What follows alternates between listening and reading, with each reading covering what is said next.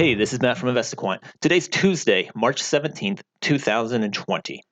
Yesterday, another wild day in the markets, hitting circuit breakers in the overnight session as well as the regular trading hours on the downside and getting a weak close, followed by some strength in the overnight session that actually hit the circuit breaker on the upside and has since pulled back.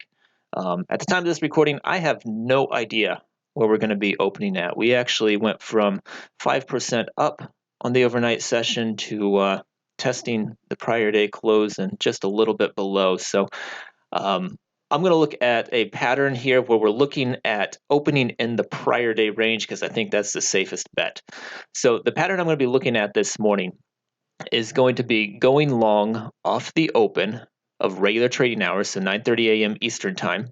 Let me go ahead and add NASDAQ and YM to this while we're here. Set up at the open, long. I've got stop and targets at the end of day. And the opening area is going to be opening in prior day range. Let me hit equals there. The price pattern that I want to add to this is 52-week low close. So yesterday made a 52-week low close. That'll be here in the new lows section. I'm going to hit equals next to that and run the results. Here we go. Results for the ES, NASDAQ, and YM long at the open of regular trading hours, 9:30 a.m. Eastern Time, exiting at the close of regular trading hours, 4:15 p.m. Eastern Time. We've got about 88 samples between the three indices here, 32, 25, and 31. So that should get us, 88, I believe. And on those, the win rates is what I'm kind of looking at here, and they're all pretty 50-50-ish, maybe just a touch better, but not a significant tilt in either direction for going long after that pattern. So to me, I don't read much into this. This doesn't really mean a whole lot. But what I found a little bit more interesting for this pattern is if we change the setup to a 60-minute high breakout.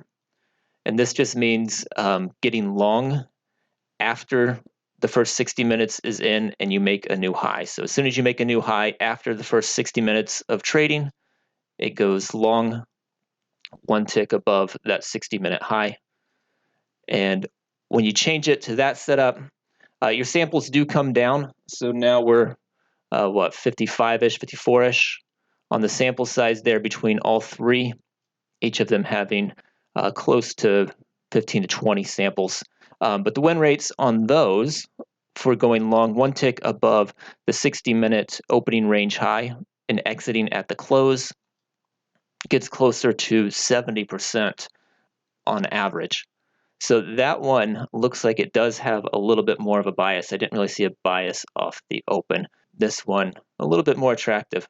That being said, we are in a crazy market, guys. Don't feel like you have to trade this market. I find myself doing less here. You don't need to be a hero in this environment. So don't feel bad if you're sitting on your hands. That's probably not a bad idea for most people, and waiting for the volatility to calm down a little bit. It always does. And also, we're going to be doing a webinar next Wednesday, the 25th, at 4:30 p.m. So after the market closes, we're going to do a quick webinar going over some stuff to look at in bear market environments.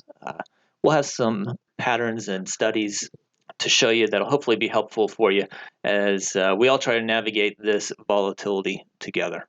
So keep an eye out for that. You'll probably receive an email, or you can find it on our Twitter page, whatever. But we'll be in contact about that. Mark it on your calendars. And good luck today, guys, and we'll see you next time.